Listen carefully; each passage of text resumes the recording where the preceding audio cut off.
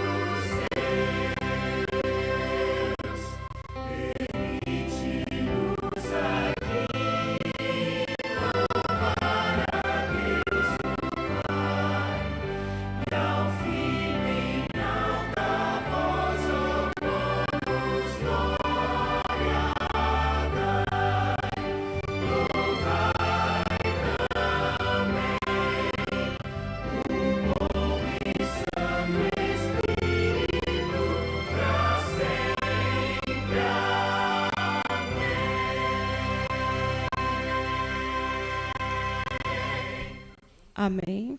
Agora vamos louvar o hino de 56 em espanhol.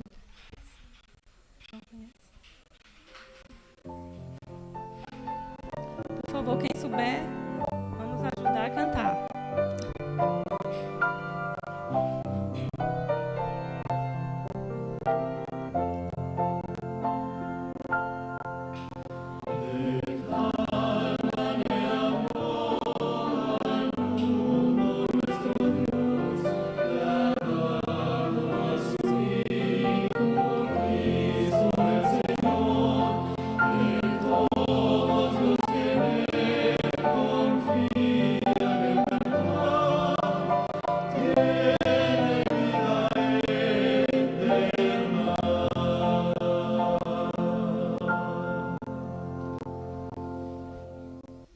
Amém. Por favor, quem puder, ficamos de joelhos para falar com Deus. Fechamos nossos olhos.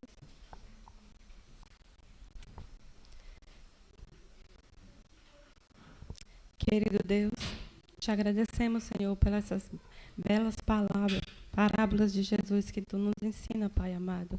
Que teu Santo Espírito, Senhor, nos guie, nos conduza.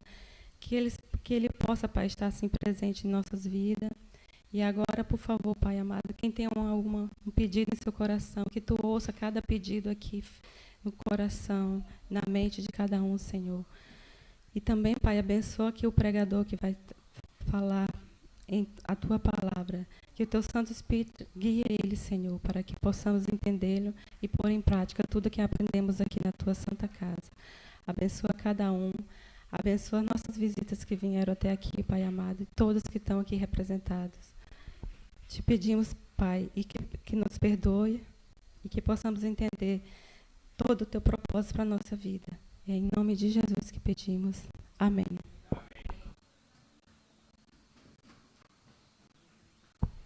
Agora vamos nos provar e ver.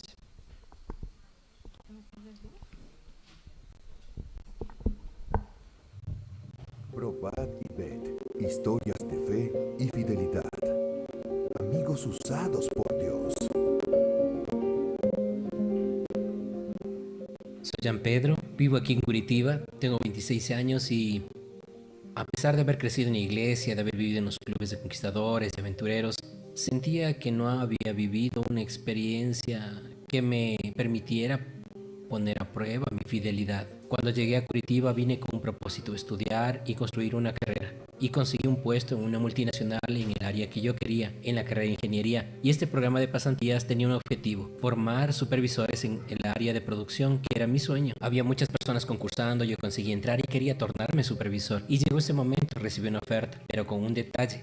Esa oferta era para tercer turno, y el tercer turno trabajaba desde la noche del día hasta la mañana del siguiente. incluido el viernes, es decir, incluido el sábado. Y confieso que en aquel momento, cuando me llegó la propuesta, pensé mucho. Necesitaba dinero, esa era la verdad, necesitaba mantenerme, necesitaba pagar mis cuentas y dije, ¿por qué Dios permitió que me llegara esa propuesta? Tenía muchas dudas, no sabía qué hacer. En ese momento llegué a pensar, creo que a Dios no le importaría que trabaje aquí de viernes a sábado. Solo tomaré el dinero que ganaré de ese día y lo devolveré a la iglesia, porque no me interesa trabajar el sábado. Me interesa tener trabajo que me sostenga, esa es la verdad. Oré mucho solo y decidí hacer algo que normalmente no haría, buscar la ayuda de algunos amigos, y hubo uno de ellos, muy especial para mí, Igor, que me ayudó mucho.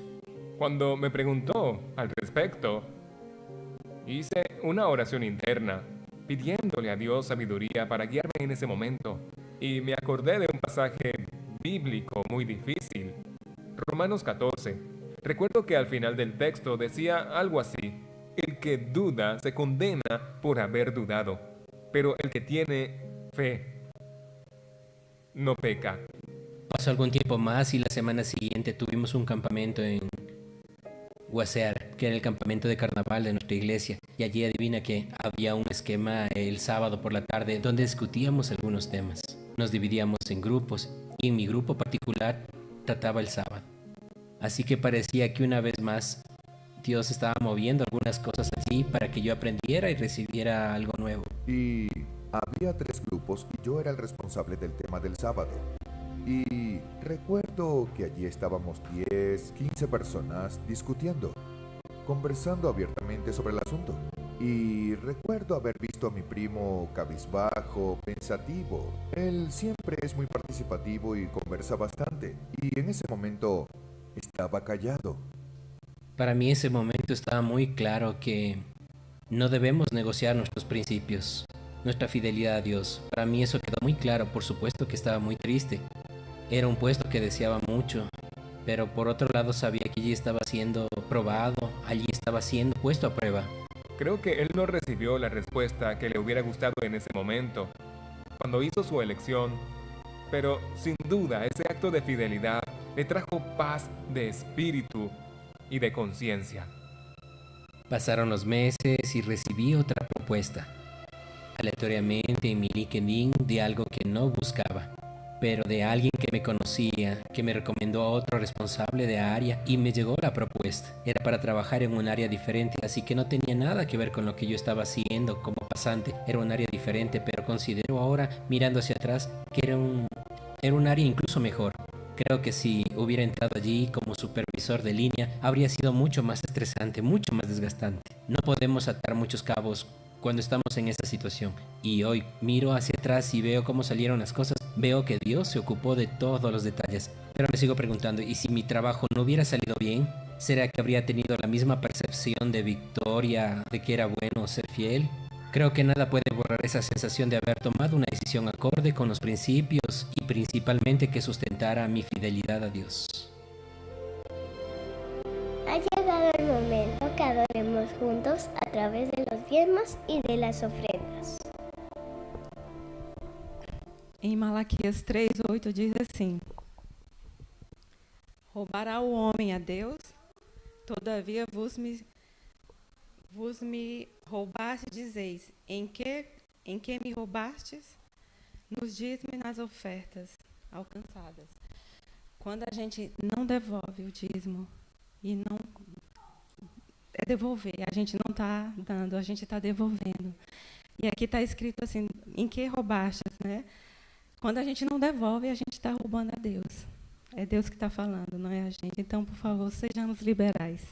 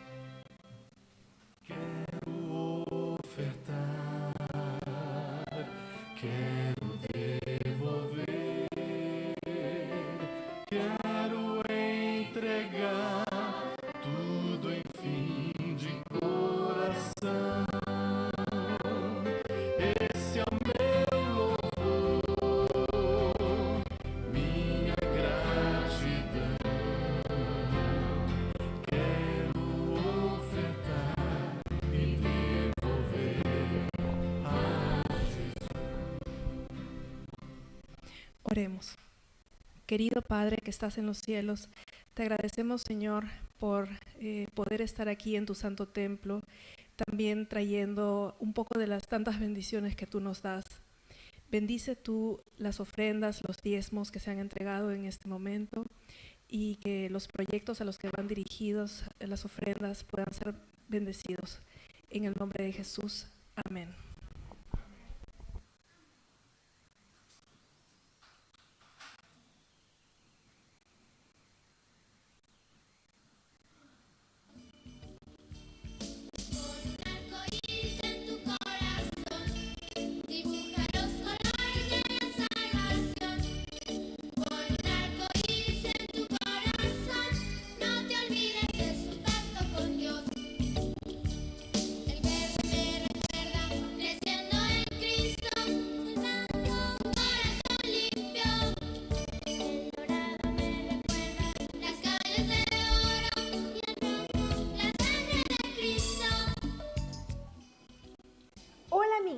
Bienvenido al momento de adoración infantil.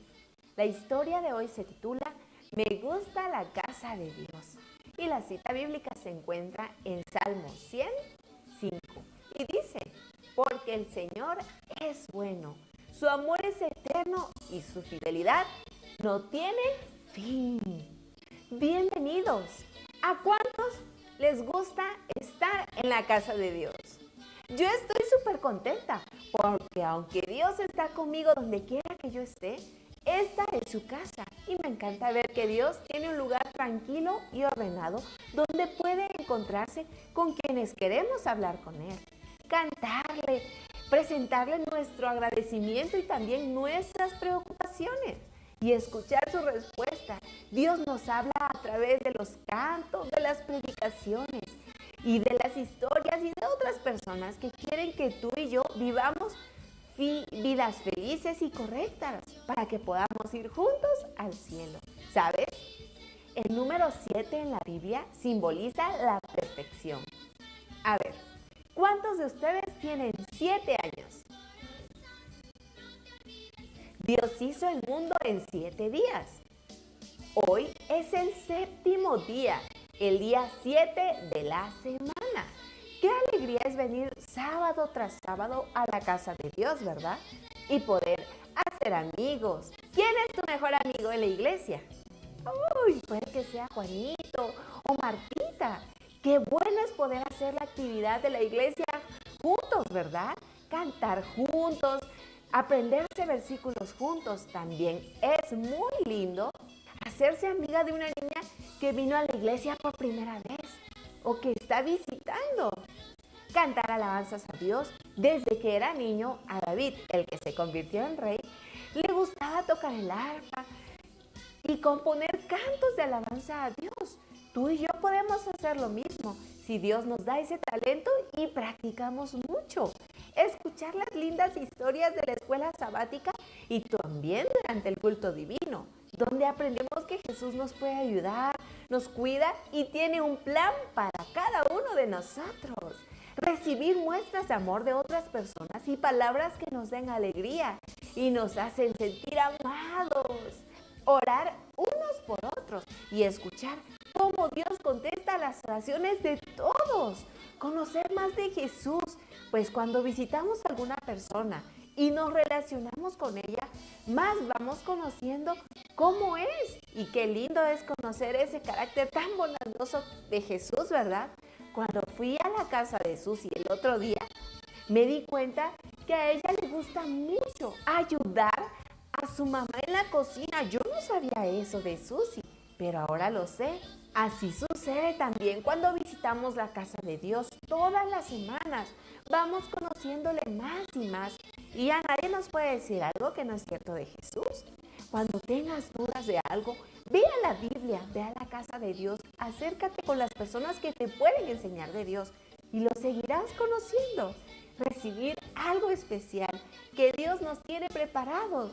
A veces es algo tangible, pero muchas veces es algo que no se puede tocar, pero sí se puede sentir. Dios tiene una palabra, un abrazo, un beso, una flor, un amigo, una maestra, un pastor que nos hace sentir especiales, porque así lo ha preparado especialmente para ti. Hoy, como recordatorio de que disfrutemos estar en la casa de Dios, repitan conmigo: me gusta la casa de Dios, porque sé que Jesús me ama y quiero estar con Él. Muy bien, oremos para seguir confiando en Dios, pidiéndole que siga viviendo a nuestro lado y dándole gracias porque ha provisto un lugar especial para que le adoremos. Oremos. Padre, te damos muchas gracias porque a pesar de todo lo que podemos hacer, tú siempre estás en nuestro lado, siempre nos estás cuidando. Gracias porque has provisto un lugar especial en el que podemos adorarte, conocerte y acercarnos más a ti, Señor. Gracias porque has provisto también de personas que nos enseñan de ti, que nos acercan un poquito más a ti. Cuídanos, por favor. En el nombre de Cristo Jesús. Amén.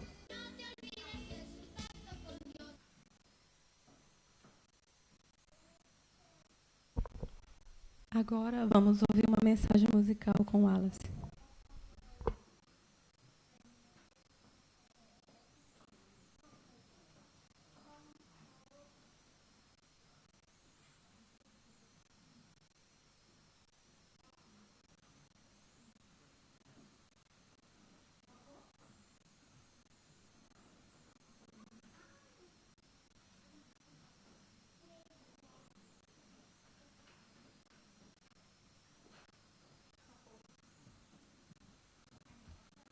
A mensagem vai ser logo após a pregação.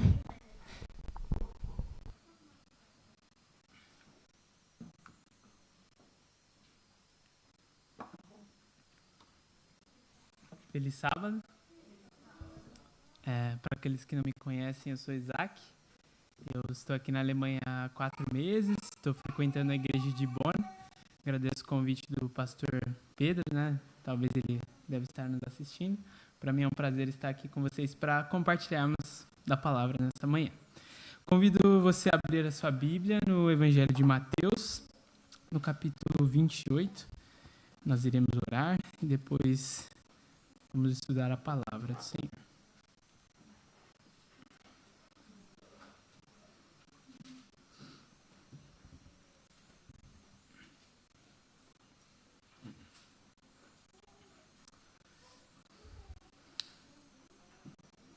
Oremos. Senhor Deus, nosso Pai que estás nos céus, grande Senhor, Deus do universo, nosso Criador, nós te agradecemos pela oportunidade de nos achegarmos a Ti. Estamos aqui não como espectadores, mas como adoradores. Nesse momento queremos prestar um culto de louvor, de adoração ao Senhor. Senhor, perdoa os nossos pecados, nós somos falhos, errantes, impuros, imperfeitos, e nós estamos agora nos achegando em Sua presença. Por isso nós te pedimos que o Senhor perdoe os nossos pecados, pelo Seu sangue derramado na cruz, e que o Senhor fale no nosso coração, que o Seu Santo Espírito se mova entre nós, e que possamos ouvir a Sua palavra e ela nos transforme nessa manhã. É isso que eu te peço no nome de Jesus. Amém. Conta-se a história de uma professora aposentada de 72 anos. E ela era chinesa, morava na China. E ela se sentiu impressionada de sair do lugar de onde ela estava e morar em um outro lugar. E ela sentiu que isso era o desejo de Deus para a vida dela. E a contragosto dos filhos, ela fez isso. Imagina, então, você saindo ali de perto da sua família, indo para um lugar longe, foi isso que ela fez. Ela comprou uma propriedade num lugar afastado da família, e ali ela começou a fazer amizade, conversar com as pessoas, convidar as pessoas para ir na casa dela e falar de Jesus. Essa era a missão dela. E ela começou a dar estudos bíblicos e em cerca de 1 ano ela estava dando cerca de 100 estudos bíblicos. E o tempo se passou e ela foi vendo que essas pessoas precisavam ser batizadas. E ela não tinha nenhuma igreja ali perto, não tinha nenhum ancião, não tinha nenhum pastor, nenhuma associação. E ela tinha duas alternativas só. Ou ela levava aquelas pessoas para serem registradas na igreja do estado, e elas não seriam adventistas, ou ela mesma faria o batismo. E ela começou a orar ao Senhor: Deus, o que eu devo fazer quanto a isso?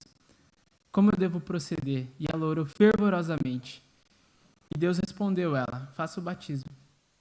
E aquela mulher foi até um rio, um lugar onde as pessoas poderiam ir, e ela batizou muitas pessoas. Alguém tem um chute? Quantas pessoas ela batizou? 100, que era o que ela estava dando estudo bíblico, foi um pouquinho mais. 800 pessoas. 800 pessoas, uma mulher de 72 anos batizou. E tudo isso se cumpriu, tudo isso aconteceu porque ela foi obediente à ordem do Senhor. Ide. Esse é o título do nosso sermão dessa manhã. Convido você a ler comigo Mateus 28, versos 19 e 20. E nos diz assim: portanto, ide e fazei discípulos de todos os povos, batizando-os em nome do Pai, e do Filho e do Espírito Santo, ensinando-os a guardar todas as coisas que eu vos tenho mandado. E certamente estou convosco todos os dias, até a consumação dos séculos. Vamos imaginar que essa igreja é a única igreja adventista, ou a única igreja cristã na Alemanha. E o nosso pastor que viajou de férias, na verdade, ele agora foi viajar definitivo, ele não volta mais. E aí ele convoca uma reunião, vem o Gilson, o Wallace, todos os líderes de departamentos para uma reunião, para ele dar orientações quanto à missão dessa igreja. Uma reunião importante ou não? Importante, né? Agora imaginem Cristo, Jesus. Jesus nasceu como um bebê, ele viveu uma vida exemplar como um homem, ele cumpriu seu ministério de 3 anos e meio, ele subiu o Monte do Calvário e morreu por você. No 3º dia ele ressuscitou, e agora ele junta os seus discípulos, a igreja, a única igreja que existia, e ele dá uma ordem: vão e façam discípulos. E Jesus, ele baseia a sua ordem numa coisa muito importante. Quando nós lemos o verso 19, como é que começa aí na sua Bíblia? Que palavra, que conjunção começa? Portanto. Se você já passou da 5ª série, você sabe que se tem essa conjunção portanto, tem alguma coisa antes que está explicando o que está sendo dito depois, certo? O que é dito no verso 18? Chegando Jesus, falou-lhes dizendo: é-me dado todo o poder no céu e na terra. Jesus baseia a sua ordem, Jesus baseia esse mandamento na sua vitória lá na cruz, na sua ressurreição. E agora ele fala para os seus discípulos e também fala para você: ide e faça discípulos. E diante disso eu pergunto para vocês: a igreja adventista está cumprindo essa missão? O que vocês acham? Sim ou não? De fazer discípulos? Sim. Estamos, né? E agora a pergunta mais direcionada para você: você tem feito discípulos? Será que você tem cumprido essa missão? Nós nos identificamos como a igreja remanescente de Deus na terra, não é? A igreja remanescente de Deus no fim dos tempos. Como uma igreja pode ser a igreja remanescente de Deus se não cumprir a grande comissão? A igreja é você. Portanto, nós temos que analisar isso, entender como cumprir a grande comissão. É isso que nós vamos nos atentar nessa manhã. E interessante que o verso 17 diz assim, ó: quando viram, os discípulos o adoraram, mas alguns, o que fala aí na Bíblia de vocês? Mas alguns duvidaram. Jesus ressuscitou e os discípulos estavam duvidando ainda. Será que é Jesus mesmo? Será que ele ressuscitou? Isso me diz uma coisa: a grande comissão, essa maior ordem de Jesus foi dada para discípulos incrédulos. Talvez existam dúvidas no seu coração. Talvez ainda exista falta de fé, mas a melhor maneira de corrigirmos isso é através do envolvimento na missão de Cristo. E agora nós vamos entender um pouco mais sobre essa ordem de Jesus. Ele começa falando ide, faça discípulos. Todas as vezes que Jesus usa essa ordem, essa vocação no Evangelho ide, ele está falando de um movimento físico. Sair de um ponto A para ir para um ponto B. Quando nós olhamos a igreja de Israel no Antigo Testamento, nós vemos que Deus ele escolheu um ponto geográfico específico. Ele escolheu uma terra onde o seu povo estaria para que o mundo os observasse e fosse atraído a eles. Ellen White comenta no livro Parábolas de Jesus, que a gente estava falando aqui, né, Gilson? Que o intuito de Deus era que o reino de Israel crescesse tanto e se expandisse ao ponto de atingir todo mundo. Imagina um reino desse tamanho. Esse era o intuito de Deus, para que o amor dele, para que o evangelho fosse conhecido. Mas eles falharam nessa missão. E aí Jesus traz a sua igreja, o novo Israel, e ele disse, vão. E a missão agora não é que a gente fique aqui dentro e espere que as pessoas venham. Eu vou miraculosamente entrar nessa igreja. Não, a ordem de Deus é para que nós saiamos daqui e vamos ao mundo para falar desse amor. A ordem de Jesus aqui é mexa-se, brilhe a vossa luz diante dos homens, para que eles vejam as vossas boas obras e glorifiquem ao Pai que está nos céus. Como a gente falou na escola sabatina, para que serve a luz se ela estiver escondida? Nós somos chamados a sair daqui e a fazer discípulos. Então, nesse processo de ir, é dito que nós devemos fazer algumas coisas. E outra pergunta para você. Você é um discípulo de Jesus? Levante a sua mão se você se considera um discípulo de Jesus. Amém? Outra pergunta parecida. Levante a mão de novo. Você é um discípulo verdadeiro de Jesus? Levante a sua mão. Tivemos menos mãos, isso talvez seja preocupante. Nós vamos começar, a partir de agora, a entender o que é ser um discípulo verdadeiro de Jesus. Quais são as características de um discípulo de Jesus? Eu convido você a abrir a sua Bíblia no livro de Mateus, no capítulo 10, versos 24 e 25. Mateus, capítulo 10.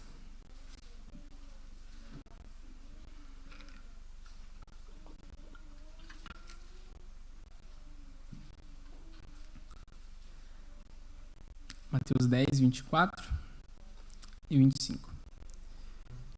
O discípulo não é mais do que o mestre, nem o servo mais do que o seu senhor.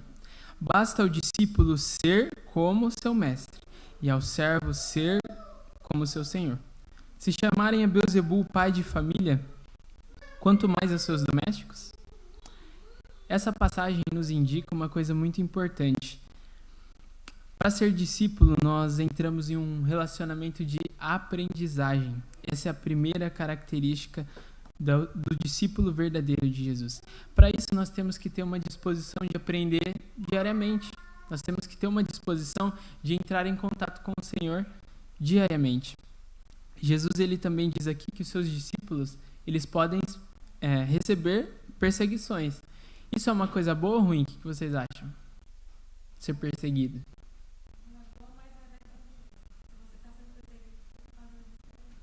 Nesse caso, ser perseguido por causa de Jesus é bom. O livro de Tiago fala, tende por motivo de grande alegria o passar por provas. Jesus disse, bem-aventurados aqueles que são perseguidos por causa da verdade. Paulo, nós nos gloriamos nas provações, nas tribulações. Portanto, a primeira característica do discípulo verdadeiro é ser um aprendiz. E não importa se você vai aprender a ser perseguido, não importa se você vai aprender a amar, a primeira característica é o aprendizado. Segunda característica do discípulo verdadeiro, nós lemos em Lucas capítulo 14, versos 26 e 27.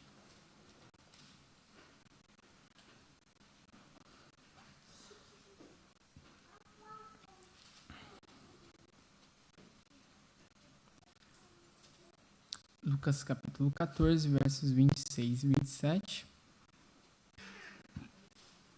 nos diz: se alguém vier a mim e não aborrecer a seu pai e a mãe, e a mulher e filhos, e irmãos e irmãs, e até mesmo a sua própria vida, não pode ser o meu discípulo. Qualquer que não tomar a sua cruz e não vier após mim, não pode ser o meu discípulo. Verso 33. Da mesma forma, qualquer de vós que não renuncia a tudo que tem, não pode ser o meu discípulo. Alguém aqui tem um carro? Quem tem um carro aqui? Casa, família. Será que o que Jesus está falando aqui é que a gente tem que jogar tudo no lixo? Eu tenho a casa, fica lá abandonada. Se eu tenho a família, separa agora que agora é só Jesus. É isso que Jesus está falando aqui? Conta essa história de um índio canadense.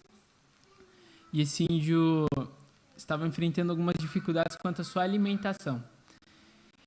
Eles estavam sem caça já, sua família, há alguns dias. Então ele saiu para caçar, mas no primeiro dia ele não encontrou nenhuma caça, não encontrou nenhum animal. Passou o segundo dia, chegou o terceiro dia, ele já estava cansado, ele já estava desesperado porque ele não conseguia encontrar nenhuma caça. Ele, olhando a natureza, ele começou a ter alguns pensamentos. E ele olhou o céu azul, aquela imensidão bonita. Ele estava no alto de uma montanha, lá embaixo ele conseguia ver o rio também, seus filhos brincando no rio.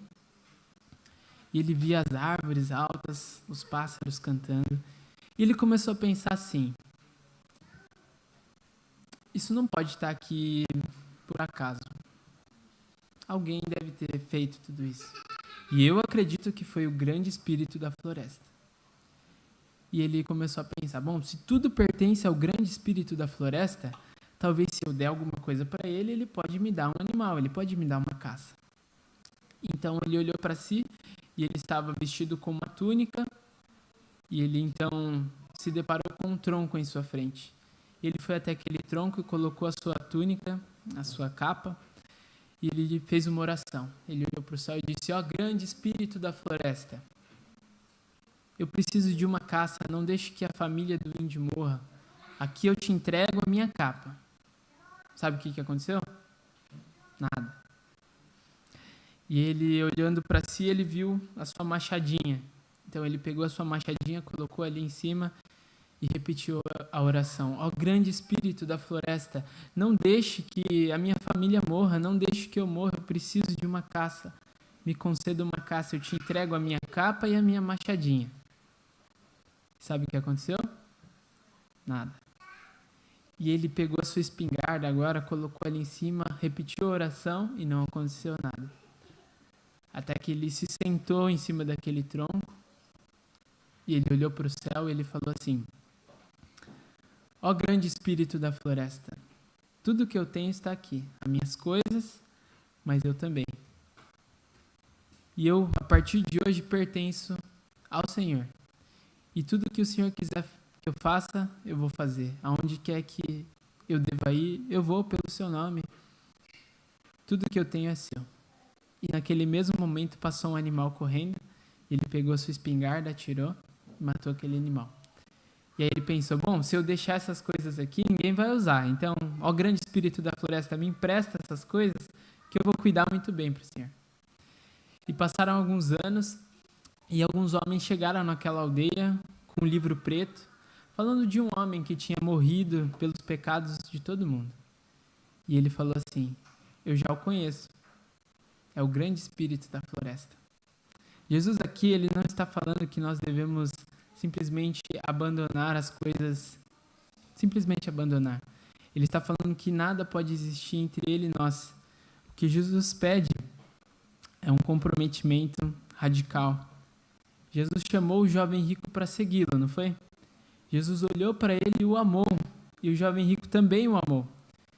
E Jesus falou assim para ele: ó, vem me seguir, e você vende as coisas no caminho, você vende os seus bens no caminho, e aí um dia você me segue. Foi isso que Jesus falou? O que Jesus falou para ele? Vende agora e vem me seguir.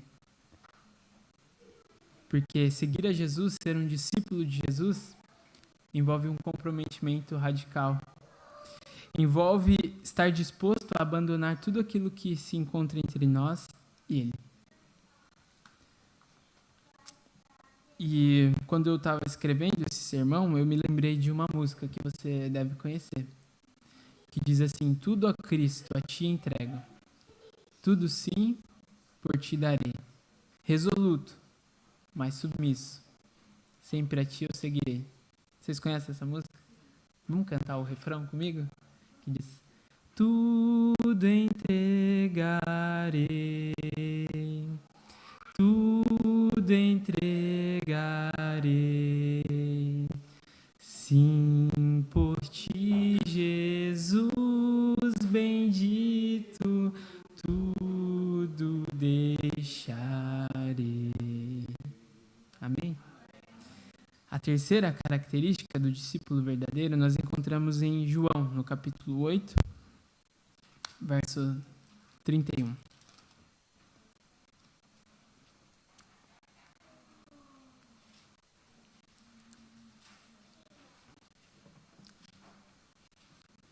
João 8, versos 31 e 32, nós lemos. Disse Jesus aos judeus que criam nele: se permanecerdes no meu ensino, verdadeiramente sereis os meus discípulos. Então conhecereis a verdade, e a verdade vos libertará. Jesus disse: eu sou o caminho, a verdade e a vida. Conhecê-lo é conhecer a verdade. Mas o livro de Tiago fala que quando a gente é ouvinte da palavra e não é praticante, a gente está enganando a nós mesmos. Portanto, conhecer a Jesus envolve conhecimento do nosso mestre e permanência nos seus ensinamentos. Se nós descobrirmos que o sábado é o dia de guarda e nós não o fazemos, a gente está se enganando. Se a gente descobre que determinada prática da nossa vida deve ser abandonada e a gente não abandona, a gente não é um discípulo verdadeiro. O discípulo verdadeiro, ele está disposto a uma entrega radical e a permanecer nos ensinos do seu mestre. É interessante que a palavra discípulo, no grego, é mathetes, e ela designava um aluno que se sentava aos pés do seu discípulo e que ele estava ali aprendendo e se relacionando com o seu discípulo. E uma coisa marcante que nós aprendemos com Jesus, e a outra característica, João capítulo 13, verso 34.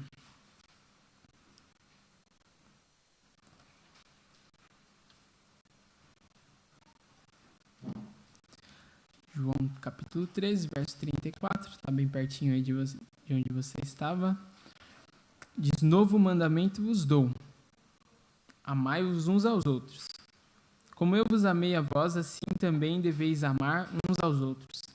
Nisto conhecerão todos que sois meus discípulos, se vos amardes uns aos outros. Fácil? Amar como Jesus nos amou, se entregando para morrer por nós, mas essa é a característica do discípulo verdadeiro. Sobre o amor nós poderíamos ficar aqui falando talvez horas e dias, né? Mas é interessante, uma história que me chama a atenção, a história de João, que era conhecido como o filho do trovão, né? Falava com João, estava estourado já, estava brigando, estava xingando, talvez. Nós vemos uma coisa interessante, acredito que é no Evangelho de Mateus, que quando eles estão chegando em Samaria ali, e aí ele não é muito bem recebido, Jesus não é muito bem recebido, chega Tiago e João, eles falam assim: Jesus, você quer que a gente ore para que o fogo do céu caia e consuma eles? Se você não me ama, você não me aceita, fogo do céu. Era assim que era João.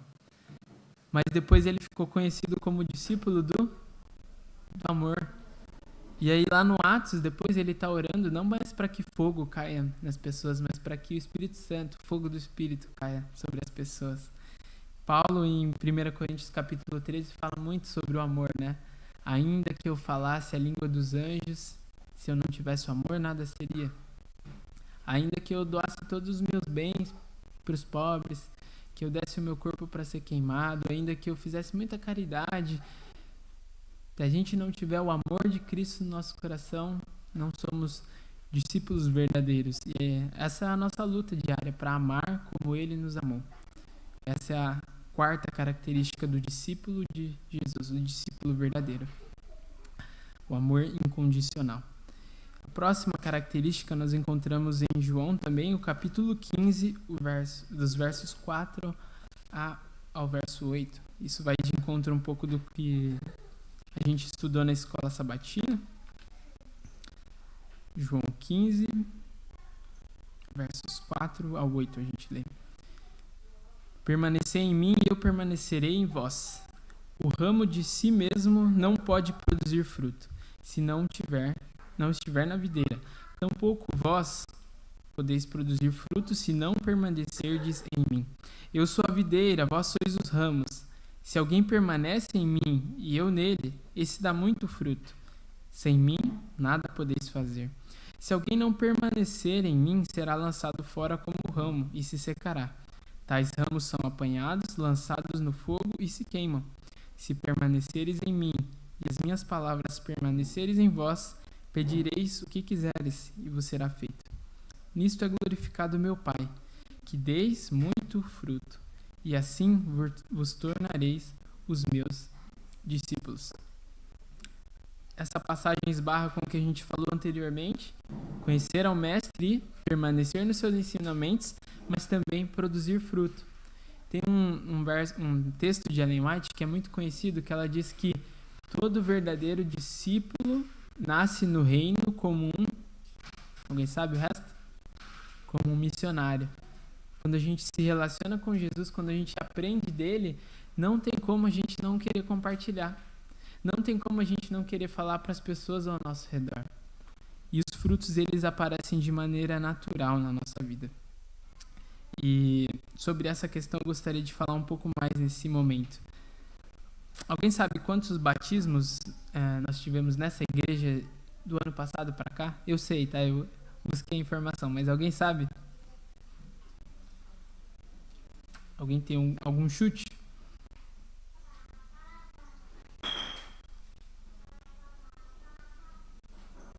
Não. 7 batismos. O que vocês acham? Que é um número bom ou não? Deveria ser mais, né? Eu também acho. Por quê? Por que esse problema? Vou ler um texto aqui com vocês. Qualquer pessoa que conhece Jesus Cristo como seu Senhor e Salvador deve desejar ardentemente que outros compartilhem desse conhecimento e deve se alegrar quando o número do que o fazem é multiplicado. Onde esse desejo e regozijo estiverem ausentes, precisamos perguntar se não há alguma coisa errada no centro de vida da nossa igreja. Será que existe alguma coisa de errada no centro de vida da nossa igreja, no nosso núcleo familiar? Será que não existe alguma coisa de errada no nosso coração? Será que a gente não tem sido depositários da verdade, mas a gente só guarda o tesouro pra gente?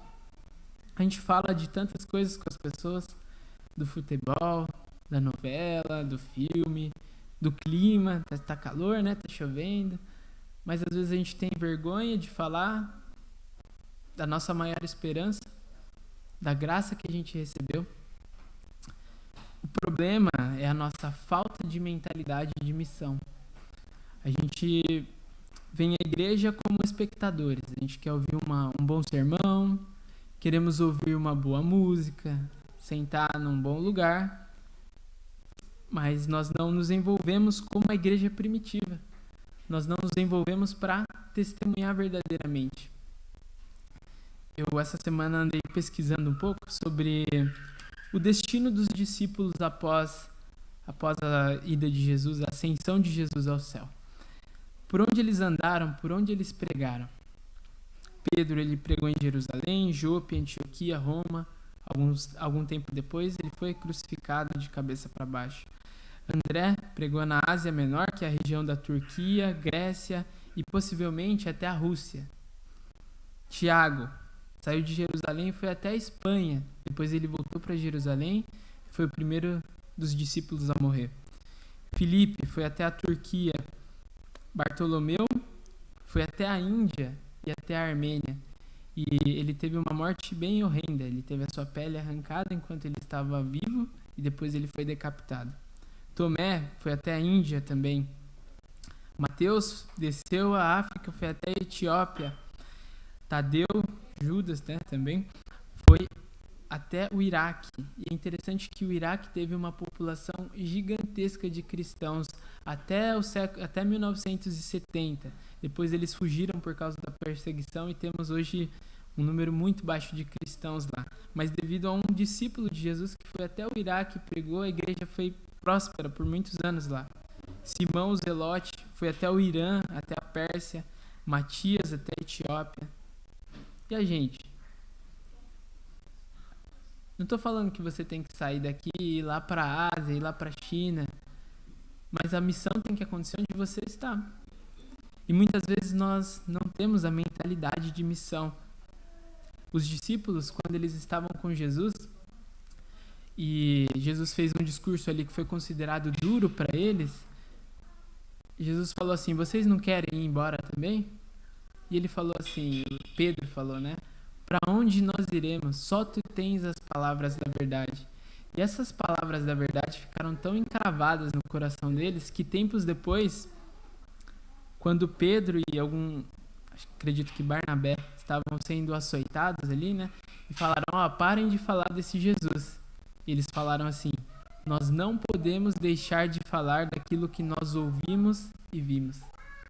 Quando nós temos um relacionamento verdadeiro com Jesus, nós realmente buscamos compartilhar o seu amor.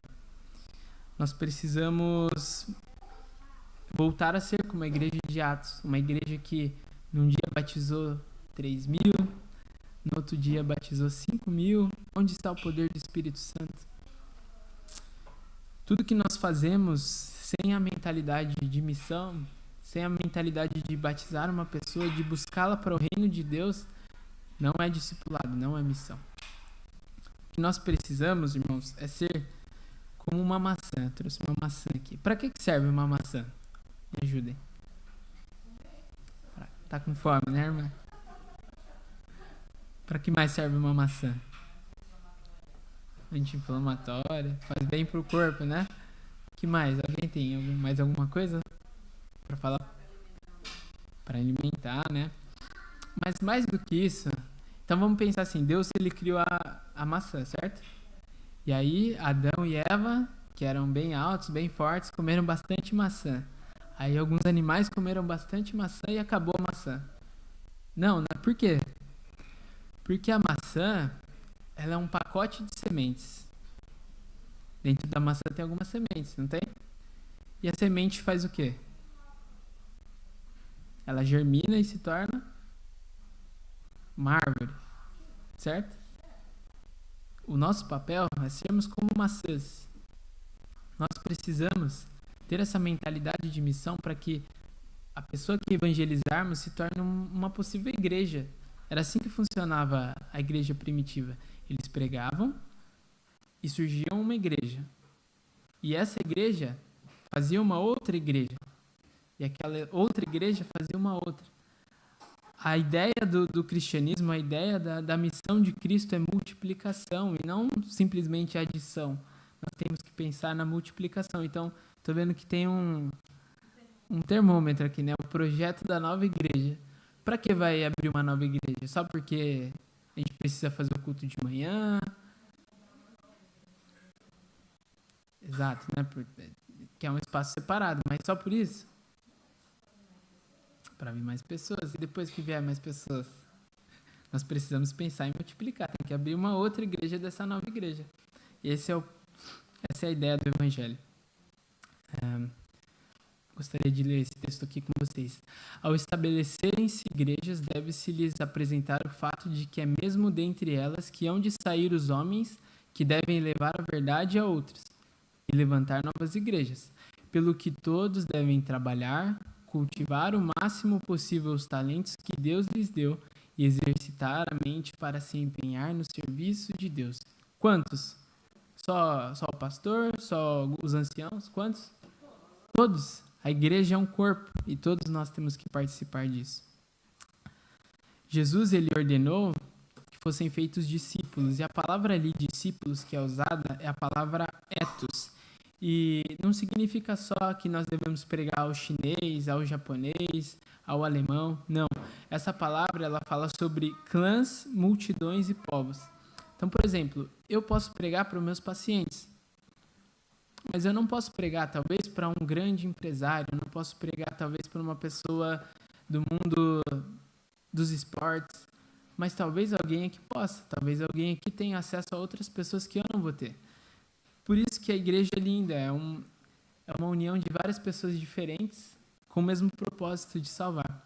Por isso cada um de nós tem que ter o mesmo objetivo, o objetivo de salvar almas. E como nós fazemos isso? Esse texto nos ajuda a entender. Unicamente, os métodos de Cristo trarão verdadeiro êxito no aproximar-se do povo.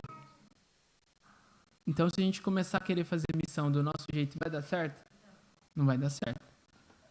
O Salvador misturava-se com os homens como uma pessoa que lhes desejava o bem. Manifestava simpatia por eles.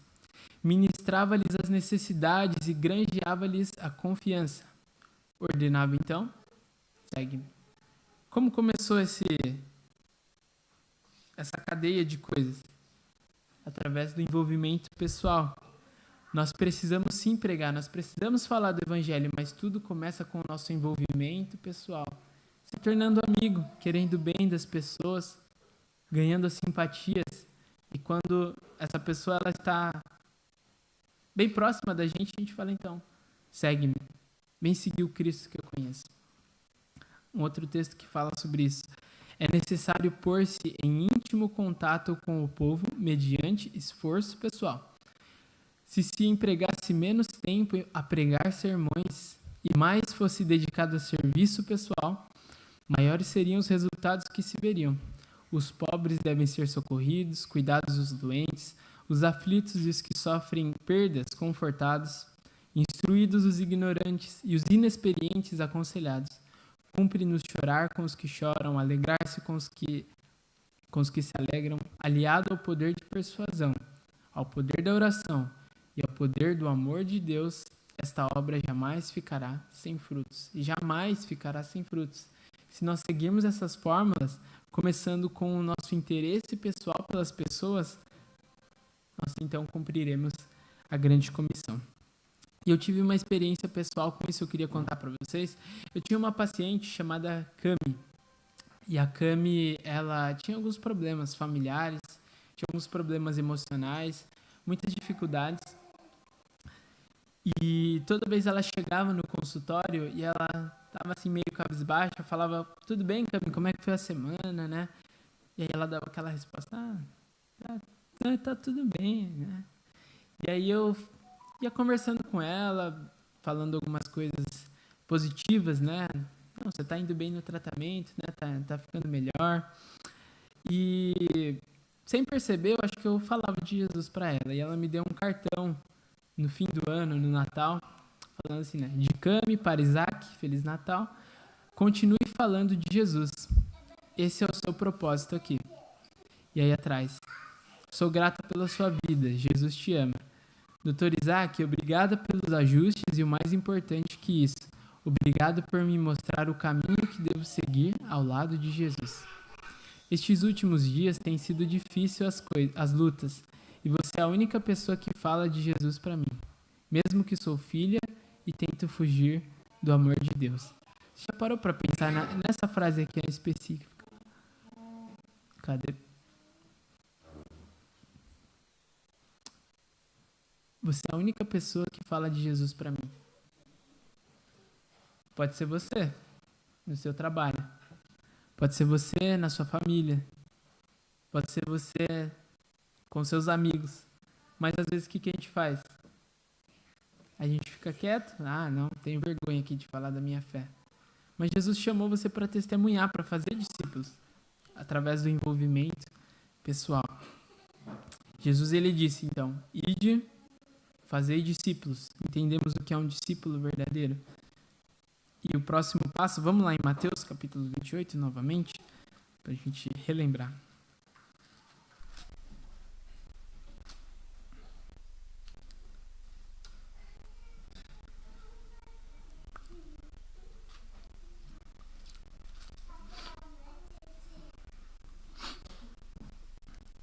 Mateus 28, 19, então, portanto, ide e fazei discípulos de todos os povos. E qual que é a ordem seguinte de Jesus?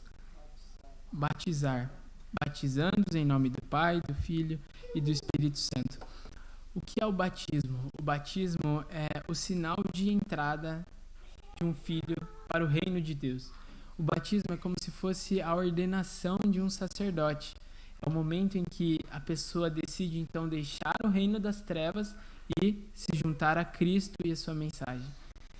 E qual é o momento então para o batismo? Nós percebemos aqui através da grande comissão que os discípulos deveriam ir e inicialmente fazer discípulos, e depois de ser um discípulo, essa pessoa era então batizada.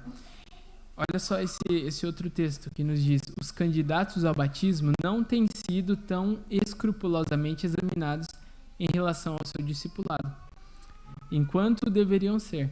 Importa saber se meramente adotam o nome de adventistas do sétimo dia ou se realmente se colocaram ao lado do Senhor, renunciando ao mundo e estando dispostos a não tocar em nada impuro. Esse é o ponto para ser batizado. Inicialmente, ser um discípulo e estar decididamente pronto a abandonar as coisas do mundo, a entrar em um relacionamento de verdade com Jesus. Quando nós analisamos então isso, nós entendemos que para ser batizado uma pessoa precisa de 3 coisas aqui. Primeiro, aceitar a Cristo como seu Salvador e renunciar ao mundo. Segundo ponto, aceitar todos os requisitos do verdadeiro discipulado e colocar em prática os ensinamentos de Jesus. Outro texto de Ellen White falando sobre isso, ela diz: é pela nossa conformidade com a vontade divina em nossas palavras, atos e caráter que provamos a nossa comunhão com Ele. Portanto, uma pessoa ela não deveria ser batizada a não ser que ela esteja realmente disposta a servir a Jesus e a ser um verdadeiro discípulo dele. E uma coisa que se deve ser ensinada a um discípulo de Jesus é fazer outros discípulos. Olha só esse texto. Quando os discípulos de Jesus são confirmados como membros do corpo de Cristo, eles devem reconhecer que nessa confirmação há uma ordem para ministrar na igreja e no mundo. Vocês disseram no começo que se consideram discípulos verdadeiros, né? Pelo menos deveríamos ser. Essa é a nossa missão, ministrar na igreja e no mundo. Jesus não nos chamou para vir aqui na igreja e ficar esquentando o banco. Ele não chamou a gente para ficar aqui parado, ele chamou a gente para ir ao mundo e falar do seu amor. E Jesus disse, terminando essa mensagem, que depois de batizados, os discípulos deveriam ser ensinados. Então, ensinando-os a guardar todas as coisas que eu vos tenho ensinado. E o verdadeiro discípulo, então, o verdadeiro crente, ele não para de crescer no batismo. Quantos anos você tem de adventista, Gilson? –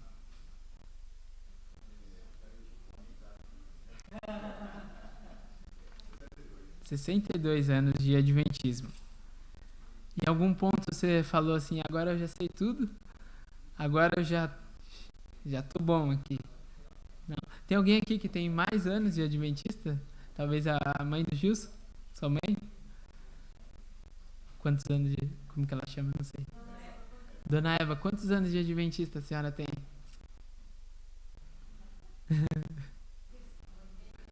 81 anos. Em algum momento a senhora chegou e falou assim: agora eu já tô bem, já sei tudo, tô perfeita. Não. Porque o discipulado, ele nunca acaba. O livro de Oséias fala assim: conheçamos e prossigamos em conhecer ao Senhor. Nunca vai acabar. Nem lá no céu a gente vai continuar conhecendo ao Senhor. E para terminar esse sermão, gostaria de ler um texto com vocês, lá em 1 Coríntios, capítulo 12, o verso 13.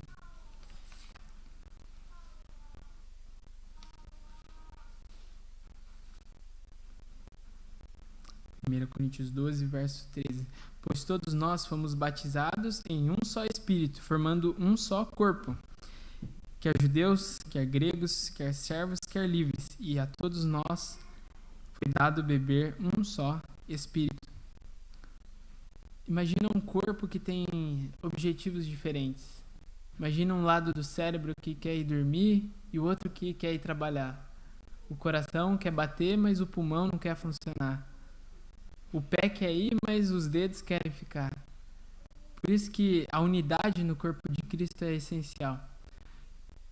E o objetivo final dessa unidade é cumprir a grande comissão.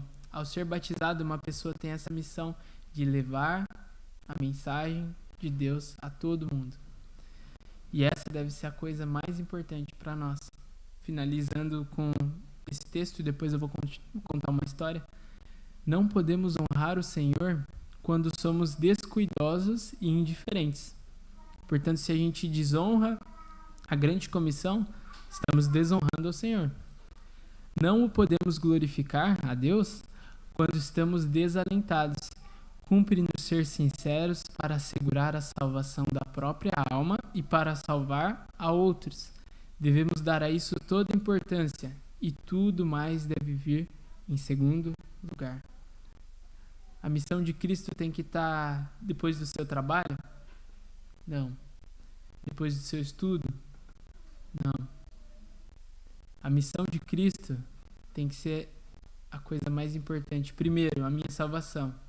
Porque se eu não posso salvar ninguém, não posso levar ninguém a Cristo para ser salvo se eu não estiver salvo. Portanto, a nossa salvação individual e salvar outras pessoas deve ser a coisa mais importante da nossa vida. E existe um homem na China também que entendeu muito bem isso. E no seu primeiro ano de batismo ele começou a orar ao Senhor. Só que esse homem ele tinha algumas dificuldades. A primeira dificuldade é que ele não sabia ler. Então, ele não conseguia ler a Bíblia. Tudo que ele conseguia era ir à igreja, ouvir as palavras. Só que ele tinha um segundo problema, que ele não conseguia reter nada. Então, ele lia de manhã, ouvia de manhã, né, na igreja. Chegava à tarde, ele já tinha esquecido o que ele ouviu de manhã na igreja. E ele tinha um terceiro problema, que ele era sozinho. Não tinha ninguém que o apoiasse, que incentivasse a sua fé, que o ajudasse a entender melhor a Bíblia. E um dia ele estava triste por causa disso. Poxa, eu não sei ler, sou sozinho, não consigo reter nada daquilo que eu vejo na igreja. E ele chegou em casa da igreja triste e ele começou a orar. Ele nem almoçou. Ele foi direto para o pé da sua cama, começou a orar. E ele falou, Senhor, eu queria fazer alguma coisa pelo Senhor, qualquer coisa. E ele repetiu essa oração, eu queria fazer alguma coisa, qualquer coisa pelo Senhor. Ele ficou ali ajoelhado, orando por várias horas, pedindo para que Deus o usasse para ser um verdadeiro discípulo. E então ele ouviu uma voz. E ele disse que a voz foi bem clara, abra a Bíblia e leia o Salmo 35. E aí ele estava tão compenetrado naquele momento que ele nem se imaginou assim, respondendo aquela voz. Mas ele respondeu. Ele falou, mas eu nem sei ler. E a voz repetiu, leia o Salmo 35. E ele foi, abriu a sua Bíblia, leu o Salmo inteiro. E ele ficou maravilhado. Agora eu sei ler. E ele saiu correndo ali da casa dele, esbaforido. Chegou na casa do ancião, que era algumas centenas de metros da casa dele. Ele começou a bater na porta, apareceu o ancião. O que foi? A gente acabou de se ver na igreja, aqui que você está todo suado aqui. E aí ele falou, você não vai acreditar. Eu cheguei em casa e eu orei, e eu pedi a Deus, e ele me mostrou, ele me ensinou a ler, me mostrou o que estava na Bíblia e me ensinou a ler. E eu li isso, e recitou o salmo inteiro. E aí ele, alegre por aquilo que tinha acontecido, começou a se organizar para testemunhar. Ele começou a falar de Jesus e no primeiro ano do seu batismo, então ele se batizou, no período de 1 ano, ele levou 180 almas a Jesus. Amém? Será que esse poder estava disponível só lá na China para aquela ex-professora, para esse homem? Onde está o poder de Deus? Ele está disponível a nós, mas nós precisamos pedir. O Wallace vai cantar uma música agora e eu queria fazer um apelo para você. Se é o seu desejo ser um verdadeiro discípulo de Jesus, se é o seu desejo ministrar, falar do amor dele a todo mundo. Perdão. Se é o seu desejo falar de Jesus ao mundo, levante-se enquanto ele canta e se entregue ao Senhor no verdadeiro discipulado.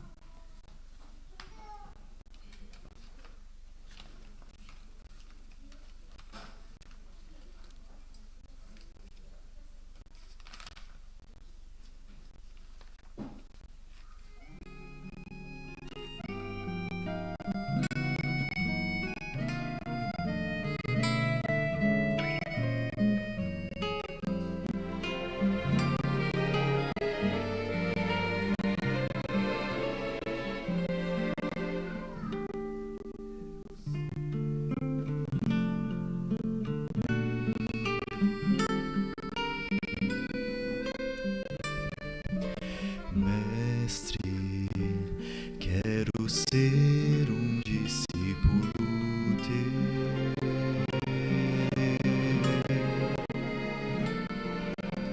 Mestre, quero ser um discípulo teu.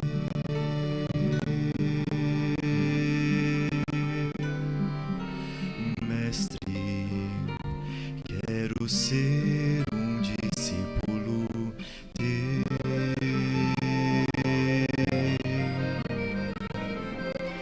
Talvez a minha vida não seja o que tu queres, talvez ainda esteja de ti distanciado.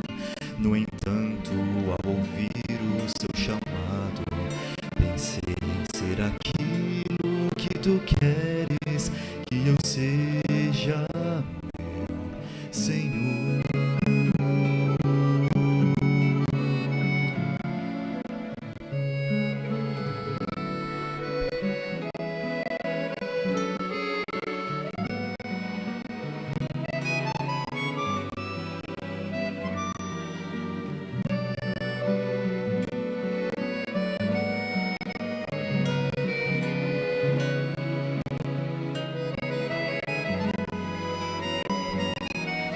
Eu quero ser um novo ser, eu quero estar aonde estás, Mestre.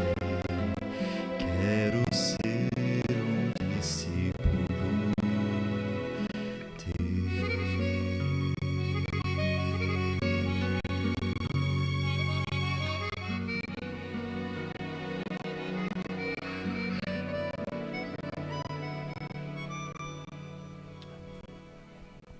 Amém. Vamos orar? Senhor Deus, nosso Pai, muito obrigado, porque um dia o Senhor morreu lá na cruz por nós. Muito obrigado porque o Senhor nos estende a salvação de graça. Muito obrigado porque o Senhor nos dá a oportunidade ainda de compartilhar desse amor. Porque o Senhor prefere que nós o façamos e não os anjos. Obrigado porque o Senhor confiou essa responsabilidade a nós. No entanto, nós sabemos que nós não somos capazes pelas nossas forças de o fazermos. Por isso, Pai, nós te pedimos que o Senhor nos use através do teu Santo Espírito, que o Senhor nos imbua a falar do seu amor, que se ainda não entendemos a profundidade dessa importância de compartilhar do seu amor, que o Senhor nos ajude a entender e a compartilhar. Aonde estivermos a falar do seu amor e que cada vez mais pessoas possam aceitar a graça de Cristo e para que elas estejam lá no céu conosco. Nos ajude a estarmos firmes na sua palavra, perdoe os nossos pecados e nos dê uma boa semana e que nessa nova semana possamos falar do seu amor. Nos dê alguma oportunidade para que sejamos discípulos teus. Tudo isso oramos no nome santo de Jesus. Amém.